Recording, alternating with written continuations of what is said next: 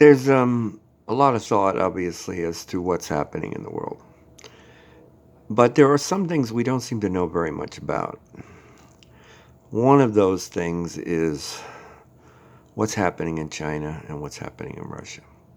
There's people saying that 20 million cell phones have disappeared in China within the last month or two. Because that's a big thing that everybody does in China is they're all required to have a cell phone. So are China and Russia lying about their figures? Obviously, the virus, as our president has said, is a Chinese virus.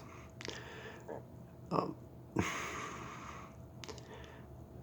then why is Russia reporting almost nothing?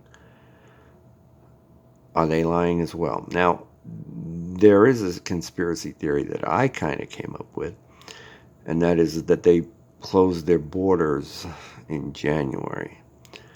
Now, Putin, being the kind of guy he is with his long history of the KGB and a long string of allegations of poisoning people, would it be out of line to suggest that he might have weaponized the virus and sent it to China, knowing full well that his best friend, Trump, had fired the pandemic team earlier in his administration? Our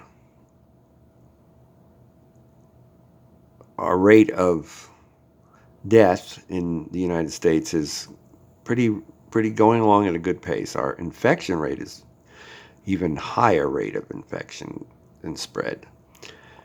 So the big question is, why is it so bad here in the United States and China is supposedly leveling off and Russia's reporting nothing? Why do we not know more? And is there anyone who does know? That's an important thing that I want to focus on in the future. But right now, the big fear, of course, is the global economy and the United States economy. So, will we survive this?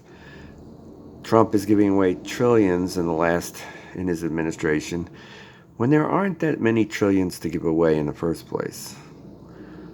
He gave a trillion and a half a couple of years ago to the super rich, and now he's giving out another maybe 4 trillion. The unemployment rate may wind up in the next month being somewhere in the neighborhood of the real unemployment rate being in the neighborhood of 15 to 30%, whereas it's around 4 now, or at the last reporting. There are many, many issues to discuss and many, many things to ponder, and then they're not getting talked about comprehensively. So by all means, let's see if we can explore this in the future. Your life is a conspiracy.